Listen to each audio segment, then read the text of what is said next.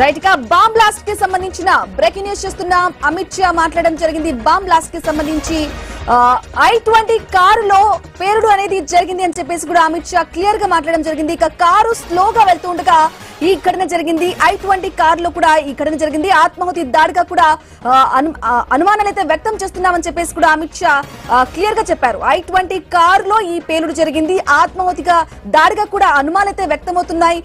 దర్యాప్తు బృందాలు ఇప్పటికే అక్కడికి చేరుకున్నాయి. అన్ని కోణాల్లో దర్యాప్తు అనేది చేస్తూ ఉన్నాం. ఉద్దేశపూర్వకంగా జరిగిందా, ఉగ్రవాద సంస్థ ప్రమేయం ఉందా అనే రకంగా కూడా దర్యాప్తు అనేది కొనసాగుతోంది. ఇక కాసేపట్లో ఆ స్పాట్ కి అంటే పేలుడు జరిగిన స్పాట్ కి కూడా కేంద్ర హోంమంత్రి అమిత్ షా అక్కడికి చేరుకొని పర్యవేక్షించే అవకాశం ఉంది.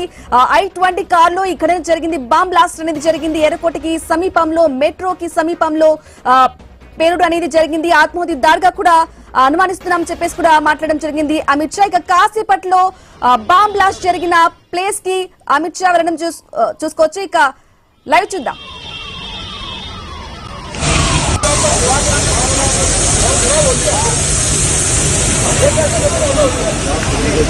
స్క్రీన్ మీద ఎక్స్క్లూజివ్ గా లైవ్ విజువల్స్ చూసుకోవచ్చు. అక్కడ పక్కన వాహనాలకు కూడా I-20 కారులో పేలుడు జరిగింది. సో పక్కనున్న వాహనాలకు ఆటోమేటిక్ గా ఈ మంటలు అనేవి వ్యాపించున్నాయి. సో ఐ న్యూస్ స్క్రీన్ పై ఎక్స్క్లూజివ్ గా దృశ్యాలను అయితే చూస్తున్నాం.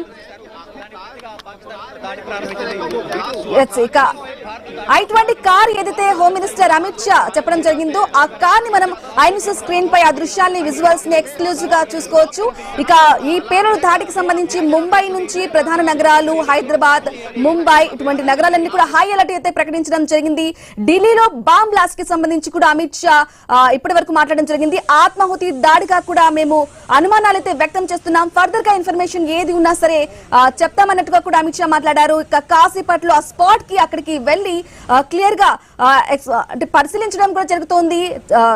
బ్రీఫింగ్ కూడా ఇవ్వడం జరిగింది అమిత్ షాకి. ఇంకా అమిత్ షా అయితే మోదీకి కూడా ఈ పేలుడు ఘటనకు సంబంధించి కూడా ఆయన క్లియర్ గా ఎక్స్ప్లెయిన్ చేశారు. ప్రధాని మోదీకి ఢిల్లీలో జరిగిన ఈ బాంబ్ బ్లాస్ట్ కి సంబంధించి కూడా అమిత్ షా అక్కడికి ఘటనా స్థలానికి కూడా చేరుకున్నారు. స్పాట్ కి సంబంధించి కూడా మనం లైవ్ విజువల్స్ అయితే ఐ న్యూస్ స్క్రీన్ పై ఎక్స్క్లూజివ్ గా చూసుకోవచ్చు.